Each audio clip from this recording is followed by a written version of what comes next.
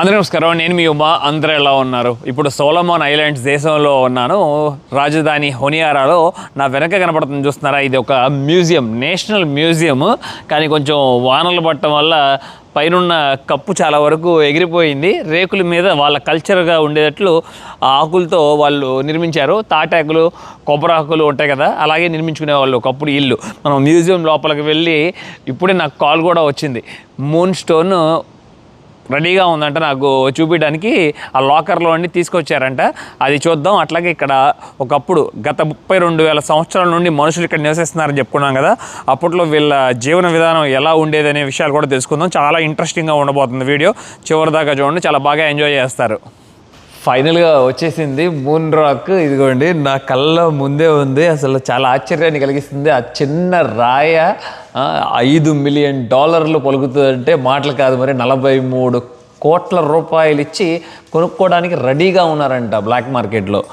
ఇది కరెక్ట్గా 1972లో మీకు అపోలో మిషన్ తెలుసు, నీల్ ఆర్మ్స్ట్రాంగ్, అలాగే తనతో పాటు ఇంకొక వ్యక్తి కూడా వెళ్ళారు. తన పేరు గుర్తు రావట్లే నాకు, కామెంట్ సెక్షన్లో పెట్టండి. చందమామ మీదకి వెళ్ళి అక్కడ కాలు మోపి మళ్ళీ వెనక్కి తిరిగి వచ్చేటప్పుడు అక్కడున్న సాయిల్ కూడా తీసుకొచ్చారు. వాటిల్లో కరెక్ట్గా కొన్ని కామన్వెల్త్ కంట్రీస్ ఉంటాయి కదా, ఒక 100 కంట్రీస్ పైన అమెరికా గిఫ్ట్గా ఇచ్చిందంట ఒక్కొక్క స్టోను.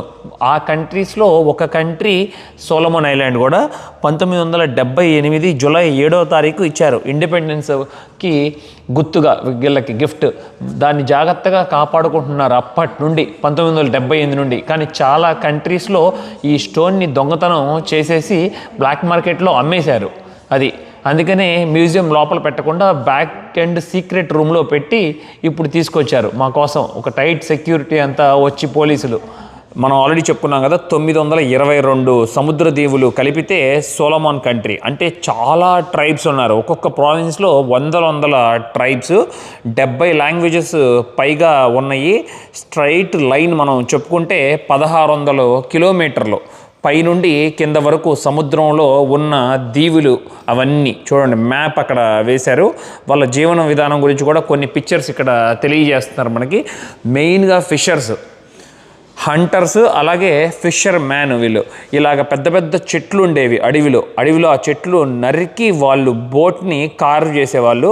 అప్పుడు కాలంలోనే 1000 సంవత్సరాల క్రితం ఎంత చక్కగా కారు చేశారో చూడండి. ఒకటే వుడ్, ఆ చివరి నుండి ఈ చివరి వరకు ఎక్కడా లేదు కనెక్షను. కానీ డ్యామేజ్ అయినట్టుంది. ఇదిగోండి, 2 చోట్ల హోల్ పడి డ్యామేజ్ అయింది. వెస్ట్రన్ ప్రావిన్స్లో స్కల్ ఐలాండ్ అని చెప్పి ఉంటుంది ఒక దీవి. అక్కడ ఎక్కువగా మనం చూసుకుంటే మనిషి అస్థి పంజరాలు చాలా వరకు అక్కడ ఉంటాయి. ఎందుకంటే వీళ్ళ కల్చర్లో, సోలమన్ కల్చర్లో వీళ్ళ పూర్వీకులు ఎవరైనా మరణిస్తే ఆ మరణించిన వాళ్ళని ఒక బోట్లో పెట్టి దూరంగా, వాళ్ళుండే ఇళ్ళకి దూరంగా అడవిలో ఒక కేవ్స్ ఉంటాయి కదా, అక్కడ పెట్టేస్తారు. అక్కడ పెట్టిన తర్వాత కొన్ని నెలలకి మాంసం అంతా కుళ్ళిపోయి ఇక స్కెల్టన్ ఒకటే మిగిలిపోతుందంట. అలా స్కెల్టన్ మిగిలిపోయిన తర్వాత అది 8 నెలలు పట్టచ్చు, సంవత్సరం కూడా పట్టచ్చు. తర్వాత మళ్ళీ ఆ అస్థిపంజరంలో తల ఉంటుంది కదా, తల భాగం, పుర్రె, అట్లాగే మెడ, మొక్క 2 తెచ్చుకొని ఇట్లాగా ఒక ఇల్లు నిర్మించుకుంటారు వాళ్ళు. ఇల్లు నిర్మించుకొని ఇక్కడ పెట్టుకుంటారు. ఇదిగోండి, ఇక్కడ పెట్టి ఆ బోన్స్ కూడా కొన్ని లోపల పెట్టి ఇది చాలా చక్కగా అలంకరణ చేశారు. భలే అనిపిస్తుంది. గవ్వలతోనూ అలాగే మనిషి బోన్స్, జంతువు బోన్స్తో పెట్టి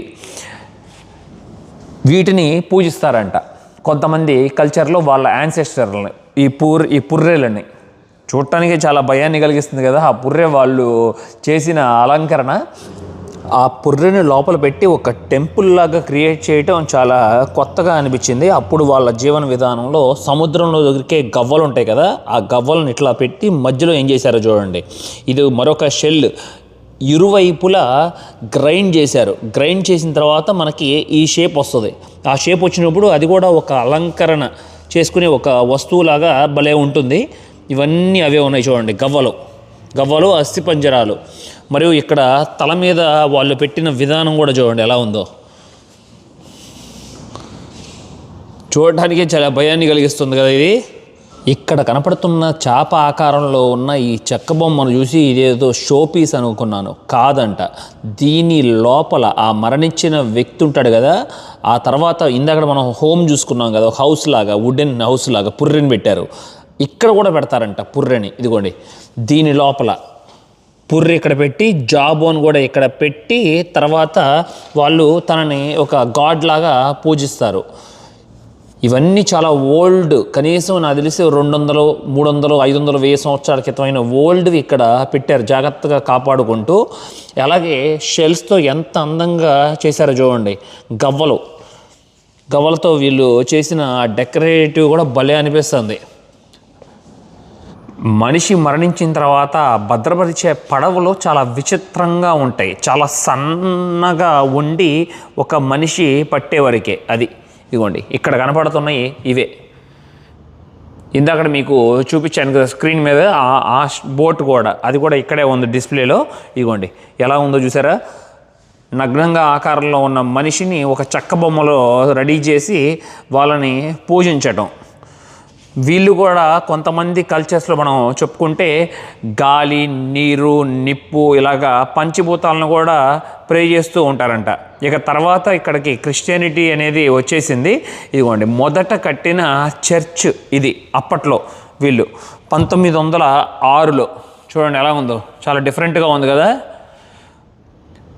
అలా మరణించిన తర్వాత ఇలా అడవుల్లో ఇదిగోండి ఇలా గుడుల్లాగా నిర్మించేవారంట. కానీ ఎప్పుడు ఇక్కడ యూరోపియన్, బ్రిటిష్ ఎక్స్ప్లోరర్స్ రావటం స్టార్ట్ చేశారో వీటిని ఒక ఆర్టిఫాక్ట్ లాగా చూసేవారంట. వారు చూసి వీటిని కొనుక్కుని కలెక్ట్ చేసేవారంట. కలెక్ట్ చేసుకుని వేరే దేశాలకి తీసుకుని వెళ్ళేవాళ్ళు. అప్పట్లో అసలు చాలా గొడవే జరిగేదంట దీని గురించి, అలా చేయొద్దని చెప్పి. మరొక విషయం ఏంటంటే వీళ్ళు ఈ టెంపుల్కి పూజ చేసినప్పుడల్లా వాళ్ళ పూర్వీకులకి ఏదో ఒక బలైతే ఇచ్చేవారంట. పెసిఫిక్ సముద్ర దీవుల్లో చాలా వరకు మనం చెప్పుకుంటే ఈ తెగలు ఇట్లాగే వలస వెళ్తూ హవాయి దాకా వెళ్ళిపోయారు. ఏది మనం ఇప్పుడు హవాయి వచ్చి అమెరికా బిలాంగ్ కదా, ఆ దీవి వచ్చి వీళ్ళు అప్పట్లో మనుషుల్ని తినేవాళ్ళు కూడా. ఇంతకుముందు మనం చెప్పుకున్న వేరే దేశాలలాగా సేమ్ వీళ్ళు కూడా దేవుళ్ళకి నరబలి ఇచ్చేవాళ్ళు. దేవుళ్ళు అంటే వీళ్ళ పూర్వీకులకి. మరియు కుటుంబంలో కూడా ఎవరైనా చెప్పిన మాట వినకపోతే వాళ్ళ దాంట్లో ప్రేమలో దోమలో ఏమి ఉండవు, డైరెక్ట్గా నరబలి ఇచ్చేసేవారంట. ఇచ్చేసి ఆ తర్వాత ఆ మనిషిని తినేసేవారు. మరియు వీళ్ళు తాబేళ్ళు కూడా ఎక్కువగా మనం చూసుకుంటే మ్యూజియంలో ఎక్కడ చూసినా కూడా తాబేలు బొమ్మలు ఉన్నాయి. ఇంతకుముందు దీవుల్లో కూడా మనకు కనిపించినాయి తాబేలు. ఎందుకంటే వాళ్ళు నమ్ముతారంటే చాలా స్ట్రాంగ్, పవర్ఫుల్ బైట్ అంట. అందుకనే ఆ తాబేలుని వేటాడి ఆ తాబేలు అస్థిపంజరాన్ని ఇంట్లో పెట్టుకోవడానికి, అలాగే ఇయర్ రింగ్స్, మెడలో దండగా ఉపయోగించుకుంటారంట. అంత స్ట్రాంగ్ బైట్ ఉన్న తాబేళ్ళని మనం పెట్టుకుంటే మన ఒంటి మీద మనకి ఎలాంటి దెయ్యము పట్టుకోదని చెప్పి వీళ్ళు నమ్ముతారంట. చూడండి, విచిత్రంగా ఉన్నాయి కదా వీళ్ళ కల్చర్. ఇక్కడ చాలా వస్తువులు ఉన్నాయి, అన్ని చెక్కలతో చేసినవే. ఇప్పుడు మనం ఈ చెక్కకి చాలా విలువ లేదని అనుకుంటున్నామేమో, కానీ చాలామంది లక్షల రూపాయలు ఖర్చు పెట్టి వీటిని కొనుక్కోవడానికి ఇష్టపడతారు. మెయిన్గా ఫారినర్స్ వీటిని తీసుకెళ్ళి ఇంట్లో డిస్ప్లే లాగా పెట్టుకుంటారు. అప్పట్లో ఇలాంటి డ్రమ్స్ వీళ్ళు తయారు చేసేవాళ్ళు. చెట్లు ఉంటాయి కదా, చెట్టు నరికి ఇదిగోండి మధ్యలో గ్యాప్ అంతా వచ్చి ఇక్కడ ఇప్పుడు మనం చాలా వరకు చూస్తున్నవన్నీ కూడా కొన్ని రెప్లికాలే. ఈ రెప్లికాలన్నీ మెయిన్వన్నీ లోపల ఉన్నాయి. ఇదిగోండి ఇక్కడ వీటికి ఒక 2 స్టిక్స్ కూడా ఉంటాయి. ఈ స్టిక్స్ తీసుకుని అట్లా 2 సార్లు మోయిస్తే అదేదో సంథింగ్ ఒక పూజ కానీ ఏదో చేస్తున్నారని అర్థం అంట.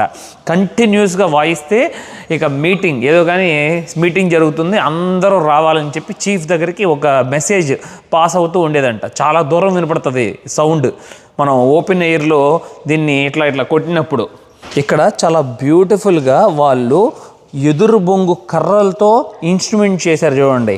వీటిని చక్కగా వాయిస్తారు వాళ్ళు. అలాగే వాళ్ళు వాటి మీద వేసిన ఆ పెయింటింగ్ కూడా ఎంత బ్యూటిఫుల్గా ఉందో చూడండి, చాలా చక్కగా కారు చేసి. ఇప్పుడు ఇక్కడ రిక్వెస్ట్ అడుగుతున్నాను, ఫ్రెండ్ కెన్ యూ ప్లే?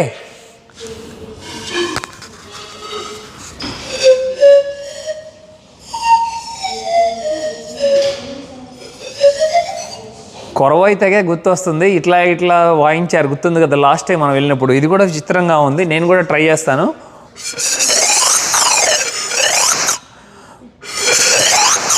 మన కుదరట్లా, ఎందుకంటే నేను ఊదినప్పుడు ఓన్లీ ఎయిర్ సౌండ్ వస్తుంది, కానీ వాళ్ళు ఊదినప్పుడు మ్యూజిక్ వస్తుంది భలే. మన కల్చర్లో అమ్మాయిలైనా సరే అబ్బాయిలైనా సరే గజ్జలు కట్టుకొని డ్యాన్స్ వేసేవాళ్ళు గుర్తుందా? ఇది మన పాత కల్చర్ నుండి వస్తుంది. సేమ్ ఇక్కడ కూడా అంతే. ఇదిగోండి, ఇలా అడవిలో దొరికే ఈ కాయలు ఉంటాయి కదా, ఆ కాయల లోపల గింజలు తీసేసి ఇదిగోండి లోపలంతా ఒక హోల్ లాగా క్రియేట్ చేసి వీటిని గజ్జల్లాగా కాళ్ళకి కట్టుకుంటారు. కట్టుకొని ఇదిగోండి చూసారా ఎలా వస్తుంది, చాలా మంచి సౌండ్ వస్తుంది కదా. ఇలాంటివి చాలా ఉన్నాయి. సముద్రంలో వేటకి వెళ్ళినప్పుడు వీళ్ళకి జంతువులు అట్లాగే సీ క్రీచర్స్ దొరుకుతాయి కదా, వాటిని పళ్ళు ఉంటాయి కదా, ఆ మీట్ అంతా తినేసిన తర్వాత ఆ బోన్స్తో కూడా వీళ్ళు రకరకాల ఆర్నమెంట్స్ తయారు చేస్తారు. ఇది చూస్తున్నారు కదా, ఈ చిన్నగా ఉన్నాయి, అవి ఏంటనుకుంటున్నారు? డాల్ఫిన్ టీత్ అంట. నేను డాల్ఫిన్ టీత్ అంటే చాలా పెద్దగా ఉంటుంది అనుకున్నాను. చూడండి ఎంత చిన్నగా ఉందో ఇది ఒక ఆభరణంలాగా వేసుకుంటారు. వాళ్ళకు ఒక ప్రైడ్ అప్పటి కాలంలో. ఇప్పుడు మనం బంగారం చైన్లు ఎంత పెద్దది వేసుకుంటే అంత ప్రైడ్ని ఫీల్ అవుతూ ఉంటారు కదా. ఈ అడవుల్లోనే అప్పుడు కుక్కలు ఉండేవి, ఇప్పుడు పూర్తిగా అంతరించిపోయినాయి కూడా. ఈ కుక్కలను ఇదిగోండి వాటిని వేటాడి వాటి పళ్ళు తీసుకొచ్చి ఇట్లాగా ఒక బ్యాండ్ లాగా తయారు చేసుకుని తలక కట్టుకునేవాళ్ళు. ఇది హెడ్ బ్యాండ్. ఇక్కడున్న బెల్ట్స్లో ఈ బెల్ట్ చాలా ఆశ్చర్యాన్ని కలిగించింది నాకు. ఇది ఏంటనుకుంటున్నారు? మనిషి పళ్ళు అవి. ఇది చీఫ్ ధరిస్తారంట. ఎంతోమందిని వేటాడినప్పుడు ఆ పళ్ళు ఉంటాయి కదా, ఆ మనిషి పళ్ళు పీకి వాటిని ఇదిగోండి ఈ బెల్ట్ లాగా తయారు చేసుకుని, ఏ బెల్ట్కి ఎక్కువగా పళ్ళు ఉంటాయో అతను చాలా పవర్ఫుల్ చీఫ్ అని చెప్తారంట. ఇక్కడ ఇసీ చెట్టు అనేది ఒకటి ఉంటుందంట. ఆ చెట్టులో నుండి ఈ నలుపు రంగు అనేది తీసుకుంటారు వీళ్ళు. దీన్ని రకరకాలుగా ఒంటి మీద టాటూస్ వేసుకుంటారంట. మనిషి బోన్ ఉంటుంది కదా, ఆ బోన్ ఉపయోగించేవాళ్ళు. ఇక్కడ 4 స్టిక్స్ కనపడుతున్నాయి కదా, ఆ స్టిక్స్ ఆడవారికే వేస్తారంట, మగవారికే వేస్తారు. మగవారు ఆడవారికి టాటూ వేయటం మళ్ళీ నేరం. అడవి లోపల నట్స్ దొరుకుతాయి కదా, ఆ నట్స్ని ఎలా క్రాక్ చేసేవారని చెప్పి ఉదాహరణ తెలియజేస్తున్నారు మనకి. రాళ్ళు తీసుకొని ఇదిగోండి ఇవి చూసారా ఎలా తయారు చేసుకున్నారో. రాయి చుట్టూతా ఒక తాడులాగా కట్టి పుల్ల ఫిక్స్ చేసి ఎంత స్ట్రాంగ్గా ఉందో చూడండి. అవి అట్లా బ్రేక్ చేసేవారంట అప్పట్లో. నట్స్ని బ్రేక్ చేసి లోపల ఉన్న పప్పుని తినేవారు. వేల సంవత్సరాల క్రితం ఉపయోగించిన గొడ్డలి కత్తి ఎలా ఉందో చూడండి. ఓహో సూపర్ కదా అసలు. వీళ్ళు చేసిన స్టైల్ ఎలా చేసి ఎంత స్ట్రాంగ్గా ఉందో చూడండి. ఒక కర్ర, ఇది లైమ్ స్టోన్తో తయారు చేసింది. ఇదేమో బండరాయ, ఇదిగోండి నాపరాయ. ఇదే దీవిలో మనం చూసుకుంటే కొన్ని ఫాజిల్స్ కూడా దొరికినాయి వీళ్ళకి. షెల్స్ చూడండి, పెద్ద పెద్ద బండర్ రాళ్ళు గుండ్రంగా ఉండి వాటి లోపల షెల్స్ ఉండటం. ఈ దేశానికి నేను వచ్చిన మొదటి రోజు మీకు చెప్పాను కదా షెల్ మనీ ఉంటుందని చెప్పి. ఇదిగోండి వేల సంవత్సరాల నుండి ఉపయోగిస్తున్న షెల్ మనీ అంటే ఏదో ఒక కాయిన్ ఉంటుంది అనుకుంటున్నారేమో, కాదు. ఈ దండంతా ఒకటి. ఈ దండను ఇచ్చి వాళ్ళు అప్పట్లో 10 పందులను కానీ, లేకపోతే 10 తాబేళ్ళు కానీ, లేకపోతే షార్క్ని కానీ అట్లాగా మార్చుకునేవారంట, ట్రేడ్ చేసుకునేవాళ్ళు. షెల్ మనీ కన్నా కూడా నాకు ఈ రెడ్ ఫెదర్ మనీ చాలా ఇంట్రెస్టింగ్ అనిపించింది. కనీసం 1000 పక్షుల్ని చంపాలంట. ఆ ఫెదర్తో వీళ్ళు ఇది తయారు చేయగలరు, ఈ రెడ్ ఫెదర్ మనీని. ఇది మార్కెట్లో కనీసం 50 లక్షల నుండి ₹1 కోటి విలువ చేస్తుందంట. ఇప్పుడు కూడా రెడీగా ఉన్నారు వీటిని కొనుక్కోవడానికి జనాలు. వీళ్ళ పూర్వీకుల నుండి ఒక గొప్ప విద్య వీళ్ళకి వచ్చింది తరతరాల నుండి. వీళ్ళు నీళ్ళు లోపల ఊపిరి పీల్చుకోకుండా 15 నిమిషాల పైన ఉంటారంట. అందుకని వీళ్ళకి చాలా sea explorers, the great divers అని కూడా చెప్తారు. డైవ్ చేయటంలో చాలా గ్రేట్ అసలు. వీళ్ళు స్ట్రాంగ్, వాళ్ళ ఇమ్యూనిటీలోనే అది ఉండిపోతుందంట పవర్ అనేది. చూడండి, ఒక చేపని నోట్లో పెట్టుకున్నాడు, ఊపిరి బిగదీశాడు, మళ్ళీ మరొక చేపని నెట్ లోపల నుండి తీస్తున్నాడు సముద్రంలో. కిందంతా మనం చూసుకుంటే కోరల్స్ ఉన్నాయి.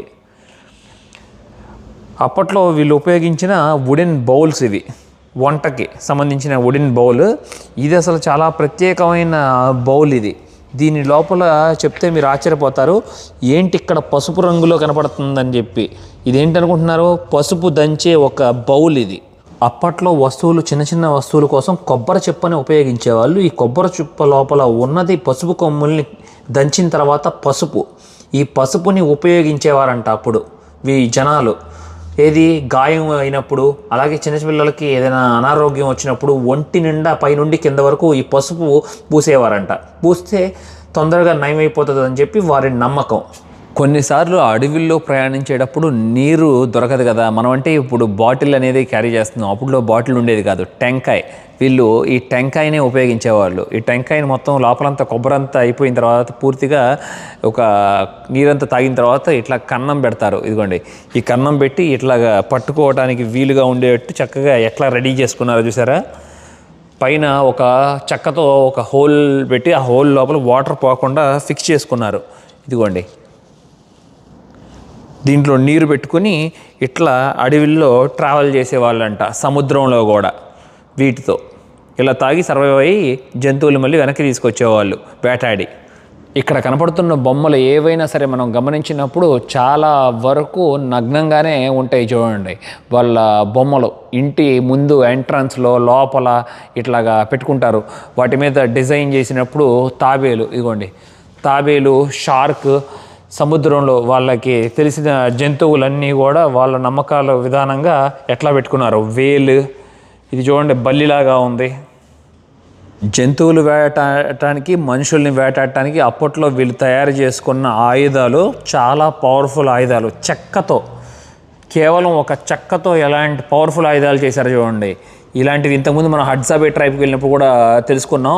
ఒక జంతువు లోపలికైనా సరే, మనిషి లోపలికైనా సరే ఇది గుచ్చినప్పుడు దిగబడి ఇవి కూడా లోపలికి వెళ్ళి మళ్ళీ వెనక్కి లాగినప్పుడు ఫోర్స్గా ఆ పేగులు ఇట్లా వీటిలో ఇరుక్కుపోయి కట్ అయిపోయి చాలా తొందరగా మనిషి అయినా సరే జంతువు అయినా చచ్చిపోతాడు.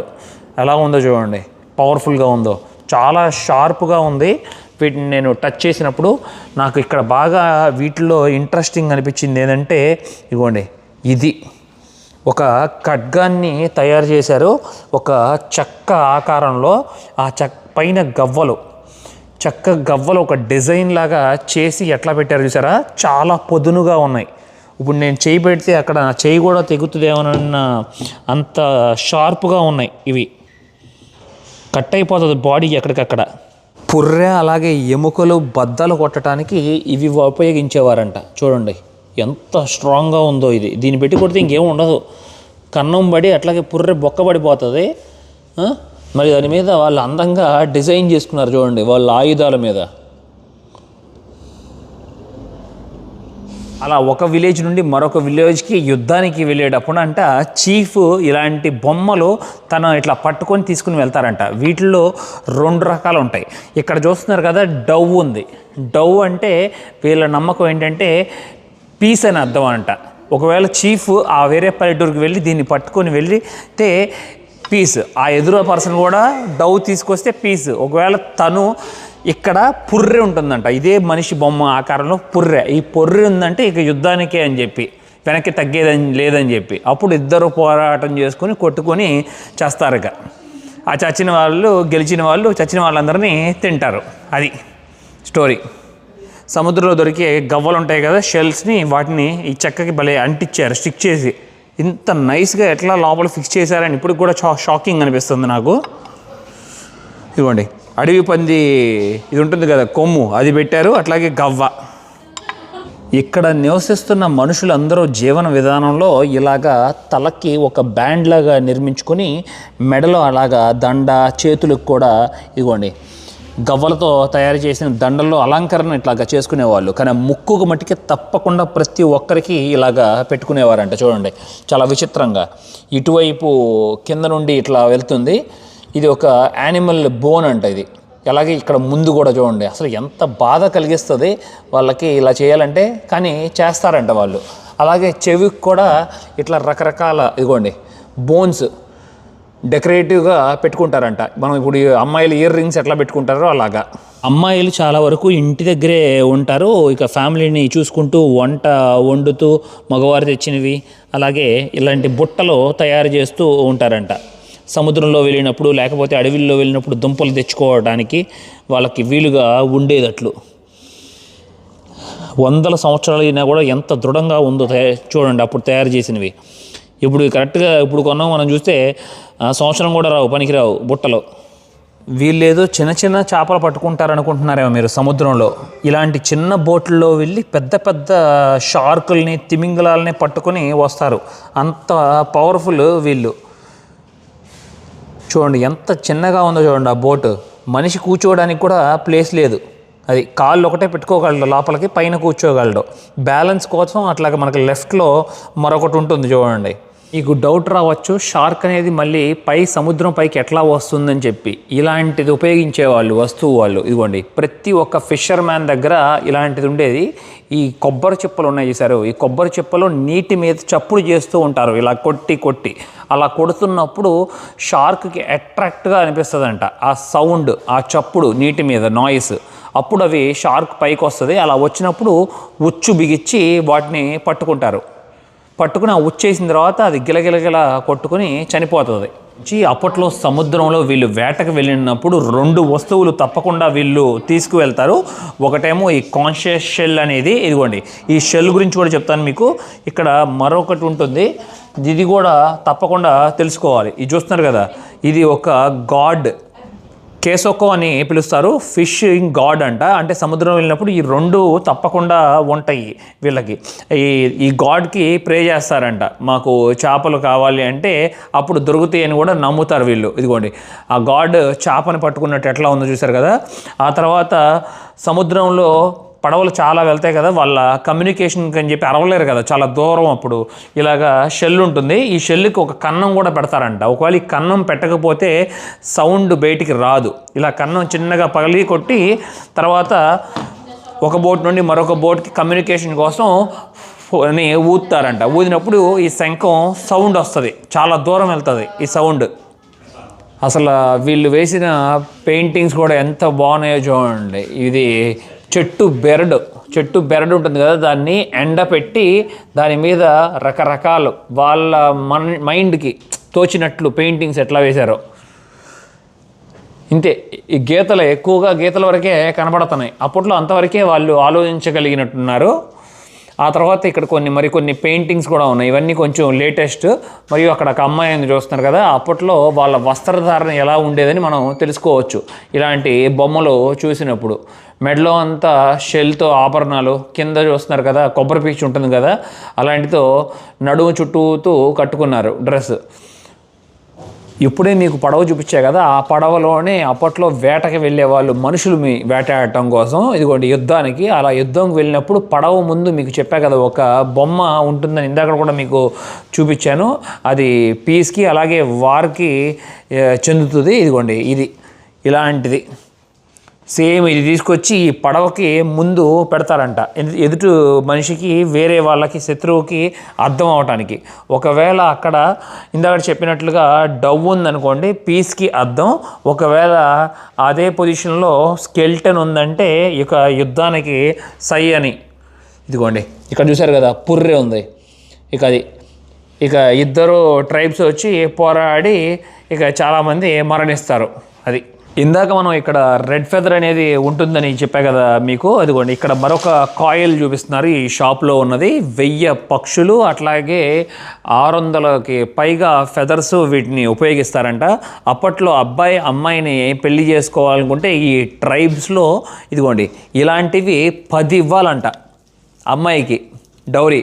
ఇప్పుడేమో అబ్బాయిలకి డౌరీ ఇస్తున్నారు కదా, చాలా విచిత్రం అనిపిస్తుంది. కానీ చాలా దేశాల్లో అబ్బాయిలు అమ్మాయిలకే ఇచ్చినట్లు ఉంది. మరి ఎందుకంటే మన భారతదేశంలో అట్లా కొంచెం రివర్స్ అయ్యింది, అమ్మాయిలు అబ్బాయిలకి ఇవ్వటం కట్నం. రకరకాల బొమ్మలు తయారు చేసేవారు, అమ్మాయివి అట్లాగే అబ్బాయివి. ఇవన్నీ నగ్నంగా ఉంటాయి ఈ బొమ్మలు. వాళ్ళ నమ్మకం ఇవన్నీ స్పిరిట్ గాడ్స్ అంట. అది వీటికి ఇక వాళ్ళు పూజించేవారు. ఇదిగోండి రకరకాల బొమ్మలు. హెరిటేజ్ హోటల్కి వచ్చాను. ఇక్కడ చాలామంది భారతీయులు మన వాళ్ళని కలిశాను కదా, మన తెలుగు అన్నయ్యని కూడా. అట్లాగే ఇక్కడ మరొక బ్రదర్ కూడా పరిచయం చేసుకున్నా. Hi brother, how are you? What's your name? Ashok Kumar. Where are you from? I'm from India but working long time here. Oh, that's right. In India where? India, Kolkata.